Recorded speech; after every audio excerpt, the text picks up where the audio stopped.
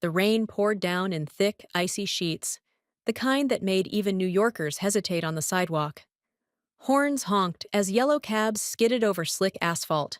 People ducked under awnings, huddling together like pigeons under a bridge. It was the kind of day you cursed the city for. Cold, loud, and indifferent. From the 37th floor of his glass-walled office, Julian Westbrook watched the chaos below. He stood like a statue, hands in his pockets, his tailored navy suit pristine, not a single strand of his salt and pepper hair out of place. His office was a palace of minimalism, Italian leather furniture, a Picasso in the corner, floor-to-ceiling windows that reminded you of your insignificance. Julian Westbrook was the CEO of Westbrook Holdings, a real estate titan who had made his first million by 26 and now sat atop a portfolio worth nearly $500 million. He was powerful, brilliant, feared, and profoundly bored. It had been a year since his wife's death. Since then, he'd thrown himself into work, until work was all that was left. Not love, not family, just meetings, contracts, and cold, crisp profit. He took a sip of black coffee when something unusual caught his eye through the pelting rain. Below, on the corner of 5th and West 42nd, a figure slumped against a trash bin, wrapped in what looked like a torn plastic sheet. But what froze Julian's breath wasn't the figure. It was the baby she cradled. A woman, barely more than a girl, soaked to the bone, holding a bundle wrapped in an old flannel coat. The baby wasn't crying. It wasn't even moving. Julian blinked. For a moment, the fog of grief lifted, and he felt something. He turned from the window, grabbed his coat, and walked out without saying a word. His assistant, Karen, startled from her desk. "Mr. Westbrook, you have a meeting with Mr. Liu in 10. "Reschedule it," he barked without turning back. The elevator dinged, and he disappeared into it. By the time Julian reached the street, he was drenched. His expensive shoes squished as he ran across the intersection, dodging puddles and cabs. He approached the woman slowly, unsure how not to terrify her. "Hey," he said, voice firm but not unkind. "Are you all right?" The woman flinched and backed away, shielding the baby with her arms. "Leave us alone," she whispered, her lips purple from cold. Julian squatted down, ignoring the rain drenching his suit. "Your baby. How long have you been out here?" Her eyes flickered with shame. "Since yesterday. No shelter would take us. No ID. No papers." Julian hesitated. Everything logical screamed at him to walk away. He had charities. He had foundations. There were systems for this. But looking at her, he thought of his late wife, how she had always carried their dream of adopting a child before the cancer came. He remembered her words on her last day. "Don't let your heart die with me, Julian. Find someone to save, even if it's just one soul." He stood, took the keys to his brownstone in Brooklyn Heights out of his pocket, and held them out. "Take these. It's warm, it's stocked with food, and the code is 1104. That's my wife's birthday," he added softly. The woman stared at him as if he'd offered her a spaceship. "Why?" "Because you need it more than I do. And because maybe I need to believe there's still some good left in this world." Tears mingled with the rain on her cheeks. "Thank you," she whispered, reaching out with trembling hands. "What's your name?" he asked. "Lena," she said. "This is Maisie." Julian nodded, turned, and walked away. The brownstone in Brooklyn Heights stood like a relic from another era, timeless, dignified, and full of memories. Ivy climbed the red-bricked walls, and wrought iron fencing guarded the stoop like loyal sentries. Inside, the scent of cedarwood and old books lingered. It was elegant, but lived in. Real. Lena could barely breathe as she stepped inside.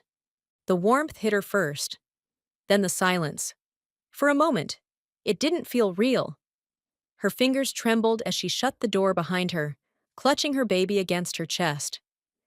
Maisie stirred with a soft whimper. Lena looked around. Hardwood floors gleamed beneath a thick oriental rug.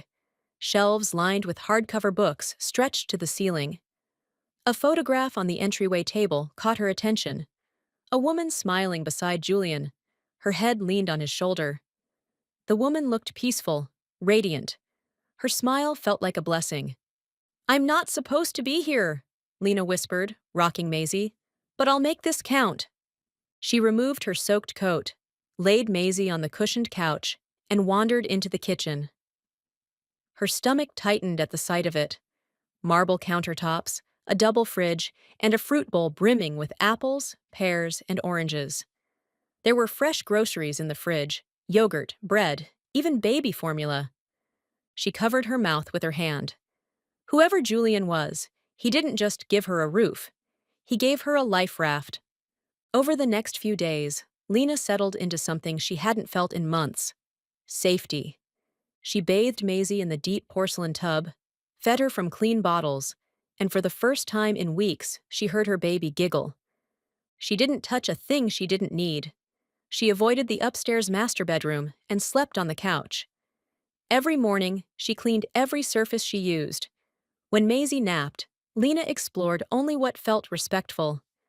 A piano in the parlor, a wedding album on the bookshelf, a letter framed behind glass, written in Julian's neat, masculine scrawl. "To my wife, with whom I built a world worth living in." She realized this house wasn't just expensive, it was sacred. A week passed. Lena found clean clothes in the guest room dresser. She folded her old ones, washed them in the laundry room, and kept everything spotless. She was sitting in the kitchen feeding Maisie mashed bananas when the door clicked. Her heart jumped. The front door opened, and Julian stepped inside. He stood in the foyer, rein on his shoulders, briefcase in hand. When his eyes met hers across the hallway, neither of them spoke. Lena stood slowly, Maisie in her arms. I kept everything clean. I didn't touch your bedroom. I was going to leave tomorrow. I just needed time." Julian raised a hand gently. "It's all right." "You said it was just for the night," she said, voice trembling. "I thought maybe you forgot." He stepped inside, set down his case, and removed his coat. "I didn't forget." Maisie cooed softly. Julian's gaze moved to the baby. "She looks better." "She is," Lena whispered. "She's warm and fed. She's safe." He nodded. Then something in his eyes shifted. He walked past Lena into the living room and sat down, staring out the rain-smeared window. Lena stayed rooted by the kitchen door, unsure if she should follow or leave. "I lost someone," Julian said quietly, eyes on the glass. "My wife. This was our home. We used to talk about filling it with children." Lena clutched Maisie tighter. "I gave you the key because I was afraid I was turning into someone I wouldn't have recognized. The man who walks by suffering and does nothing. She would have hated that." Lena stepped closer. "Then you're not that man." He looked at her. "But when I walked in just now, I had this thought, this irrational, stupid thought, that she should be the one here, not you, that she should be holding that baby, that I made a mistake." Lena's eyes filled with tears. "I never meant to intrude on your grief." Julian shook his head. "Number, I meant what I did. I just didn't realize how much of her was still in this place until you walked into it." They sat in silence. Maisie reached out with tiny fingers, grasping the air. Julian smiled, despite himself. "She likes you," Lena said softly. "She's beautiful," he murmured. That night, Julian offered Lena the guest room permanently until she got on her feet. She hesitated, pride warring with desperation. But in the end, for Maisie, she accepted. They had dinner together, pasta and salad. Simple, comfortable. Julian asked about her life. She told him the truth. She'd worked at a diner in Jersey until it shut down. Her boyfriend had left when she got pregnant. The shelters turned her away. She slept in buses, under bridges, until that storm brought her to his doorstep. And Julian listened, not as a benefactor, but as a man who understood pain. 3 weeks passed. Julian's life shifted. Subtly, then completely. His mornings used to begin with news briefings and black coffee. Now they started with the soft sounds of Maisie's giggles echoing from the guest room. He still went to work, still chaired board meetings, and signed off on multi-million-dollar deals. But his evenings changed. He'd come home to the smell of something warm on the stove, a small voice gurgling, sometimes laughter, sometimes silence, but not the kind that made him ache anymore. Lena didn't treat the house like it was hers. She asked before using anything, always kept to herself. But the place began to feel alive again, her gentle humming as she washed bottles, the sound of Maisie kicking her feet against the playmat. Even her presence, as quiet as it was, filled a void Julian hadn't dared to name. He didn't think about it too much. He didn't have to. It was enough to know the house didn't feel like a mausoleum anymore. Until one Friday evening, everything shifted again. Julian had left the office early, unusually early. A meeting with international investors had been postponed, so he skipped traffic and decided to surprise Lena and Maisie with Thai takeout. Something about the idea made him smile. Him, the man who hadn't smiled for real in a year. But as he stepped onto the stoop, paper bags in hand, a voice drifted through the front window. It was a man's voice. Low, aggressive. Julian froze. "You think this changes anything, Lena?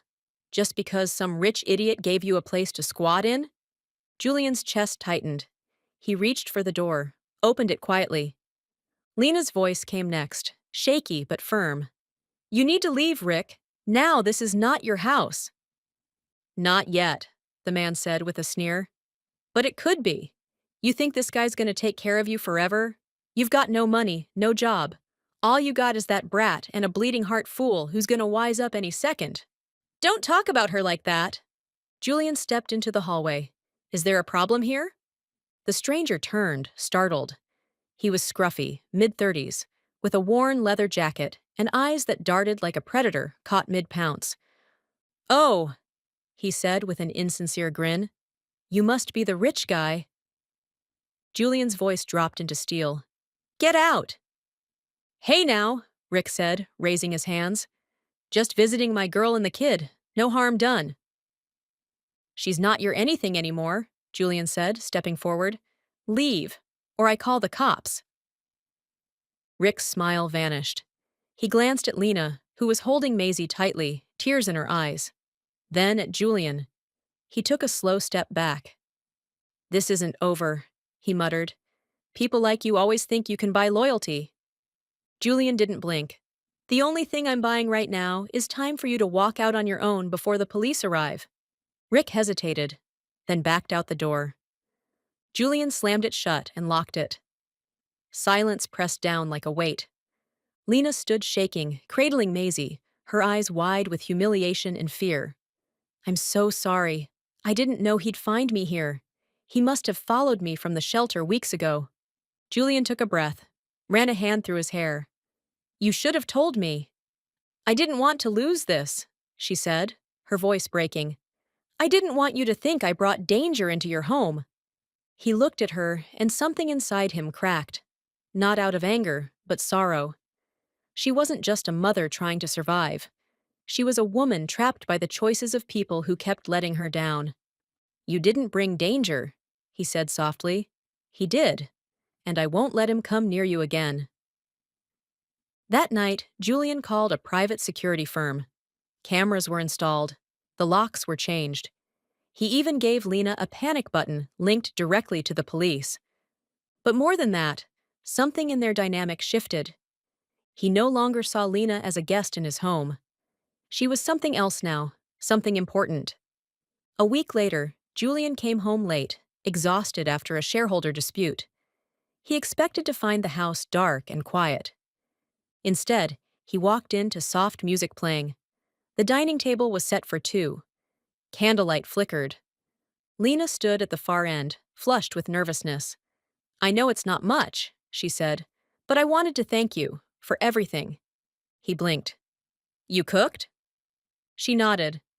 "Sort of. Reheated. But I tried." He laughed, shaking off his coat. "That's more than I deserve." Dinner was simple: roasted chicken, mashed potatoes, a store-bought pie. But to Julian, it was the best meal he'd had in years. They talked like old friends, about movies, music, childhood dreams. She told him how she'd once wanted to be a teacher. He told her how his mother used to paint until life got in the way. Maisie slept peacefully in the bassinet beside them. And then, in a quiet moment, between laughter and dessert, Julian looked at her differently. Not as a guest, not as a burden he'd rescued, but as someone who might just be the reason his heart had started beating again. The next morning, sunlight streamed through the curtains in golden sheets. Julian sipped his coffee on the back patio, watching the early light hit the garden. Lena sat across from him, holding a still sleepy Maisie. For a moment, the scene felt like a snapshot from another life, one he had only dreamed of before. But beneath the warmth of morning, something lingered, a heaviness in Lena's silence. Julian glanced at her. "You didn't sleep well?" She looked down, brushing Maisie's tiny curls. "I haven't been sleeping well since Rick showed up. It's not just him." Julian leaned forward. "What is it, Lena?" She hesitated, then looked him square in the eye. "There's something I need to tell you. Something I've kept from you since the beginning." He waited, unsure what to expect. An alias? A lie about the baby? She took a deep breath. "My real name is Elena Prescott." He blinked. "Prescott? As in the Prescott family from Middleton?" She nodded. Julian sat back, stunned. The Prescotts were old money. Not nearly as prominent as his family, but known in their time. They had fallen from public view years ago after a messy scandal involving investments and fraud. "My father lost everything when I was 16. My mother left. I tried to stay in college, but I dropped out when he got sick. Rick was part of my rebellion. I was angry at the world and didn't want help from anyone. By the time I realized he was dangerous, I was pregnant and alone." She clutched Maisie tighter. "I changed my name to Lena because I didn't want anyone to recognize me. I wanted to disappear. I thought I had to earn everything back without handouts. That's why I hesitated when you first offered your home. I thought you'd judge me if you knew who I was." Julian was silent for a long time. The truth wasn't a betrayal. It was a window into her fear. "You're not the first person to run from a name," he said at last. "I did the same when my father passed. I buried myself in work to escape the grief, changed my routine, my personality. You didn't lie to hurt me. You hid to survive." Lena's eyes welled with tears. "I just didn't want to lose the first real safety I've had in years." Julian reached across the table, covering her hand with his. "You're not going to lose anything." And he meant it. But the truth didn't stay quietly between them. 2 days later, an article popped up online. "Prescott heiress living in billionaire's mansion? Rumors swirl as Elena Prescott resurfaces." Celebrity Watch. Julian stared at the headline on his phone, heart pounding. There was a photo of Lena outside the house, blurry but unmistakable. She was holding Maisie. He hadn't even realized paparazzi had been lurking. The article spun a narrative of scandal and seduction. The fallen heiress rescued by the grieving billionaire. A fairy tale with an edge of public disapproval. Julian's phone rang nonstop. His PR team, his board, even his mother, who hadn't called in months. He didn't answer any of them. Instead, he found Lena in the nursery, rocking Maisie gently. Her face was pale, phone on the crib beside her. She'd seen the article too. "I didn't leak anything," she said quickly, tears rising. "I swear, I didn't tell a soul. Someone must have recognized me, maybe at the store or the clinic." "Lena," Julian said gently, stepping into the room, "it doesn't matter." Her lip trembled. "It does. This is your life, your reputation. You didn't ask for this mess." Julian knelt beside her, resting a hand on her knee. "You didn't ask for it either. But I'm not ashamed of helping you, and I'm not ashamed of you." She broke down then, shoulders shaking, finally allowing herself the vulnerability she'd kept hidden for so long. By the end of the week, Lena had gone viral. Talk shows speculated about her past. Commenters online debated whether she was a gold digger or a victim. Julian's board grew restless. Investors whispered. One afternoon, during a tense board meeting, his CFO leaned forward. Julian, we're concerned about optics. This situation, it's not great for the company image. Julian stood. He didn't shout. He didn't scold. He simply said, "You're concerned because I gave a roof to a homeless mother and child during a storm. If that's a problem for this company, then maybe I built the wrong company." The room fell silent. Back at home, Julian found Lena in the kitchen, nervously packing a bag. "What are you doing?" he asked. She didn't meet his eyes. "I'm going to stay at a shelter for a few weeks. Let things blow over. I'm just causing you problems." Julian walked over, took the bag from her hands, and gently set it down.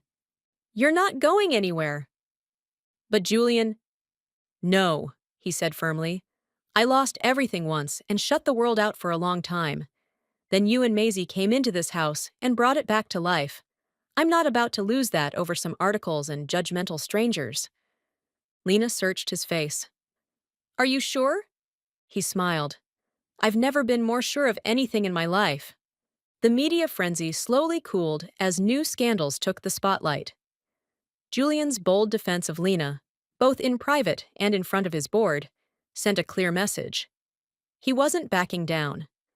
And slowly, the world took notice not of the scandal, but of the story. The tale of a homeless mother taken in by a grieving man became something more than gossip. It became inspiration. The story was reframed.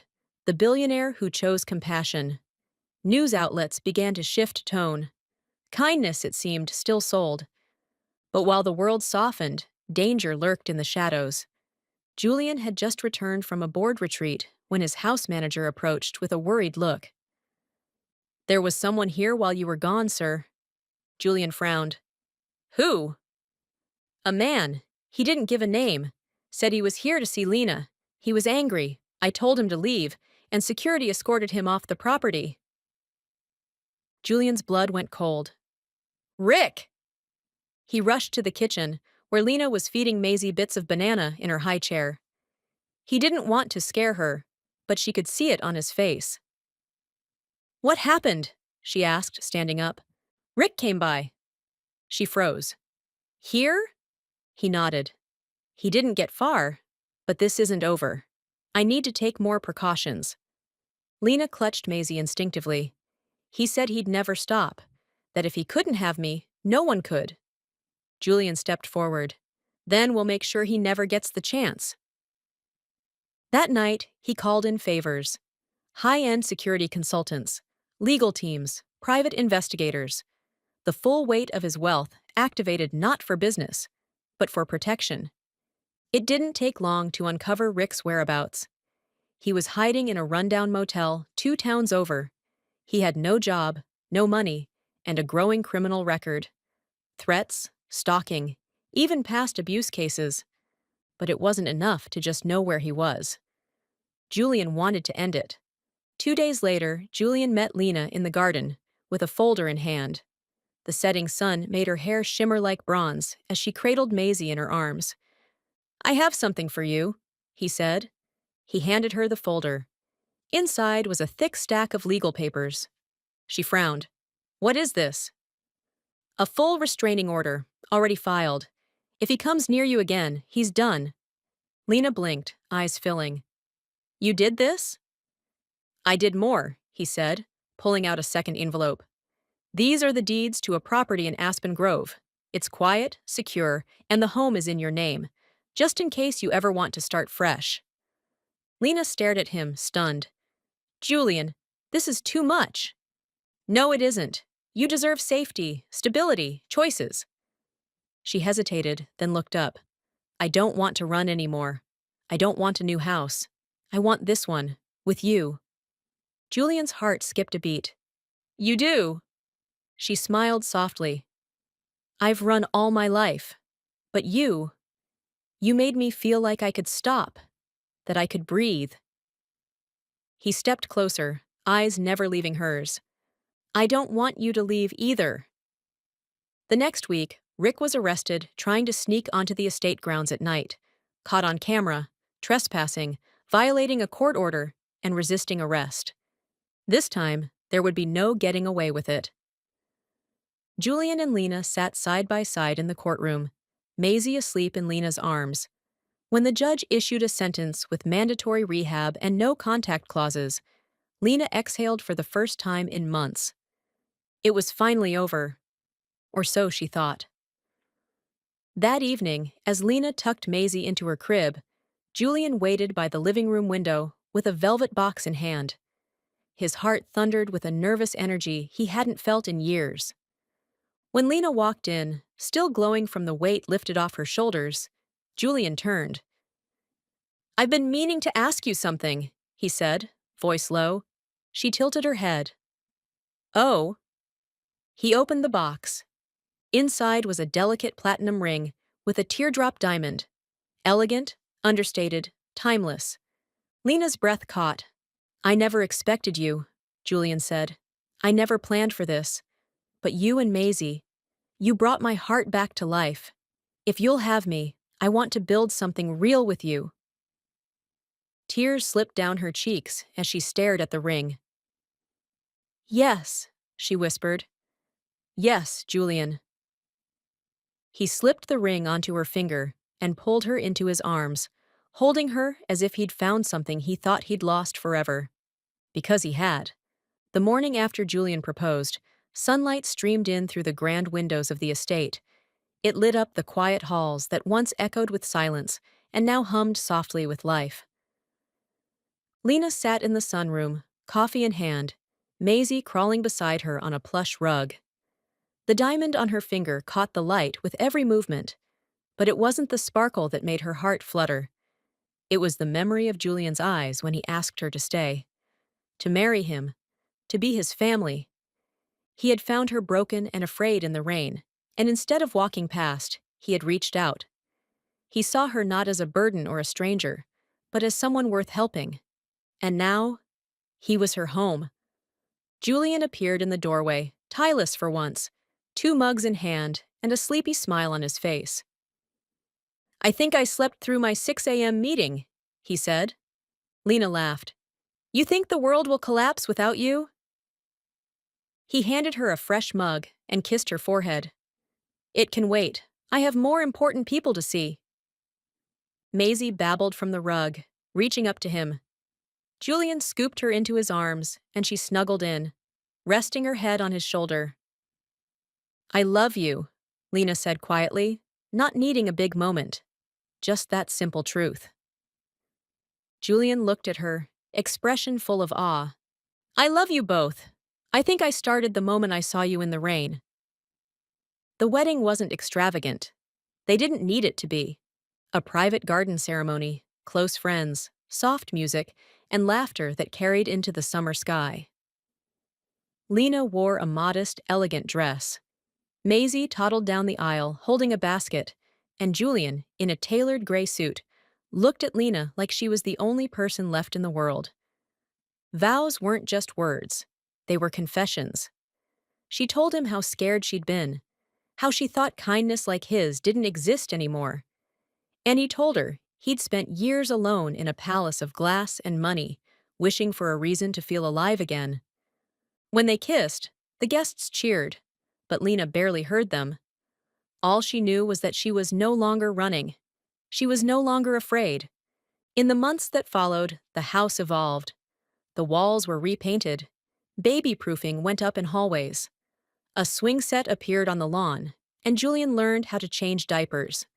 Very badly, but with heart. Lena enrolled in college courses online. With Julian's encouragement and full support, she started studying early childhood education. Her dream was to work with single mothers one day, to help those like her.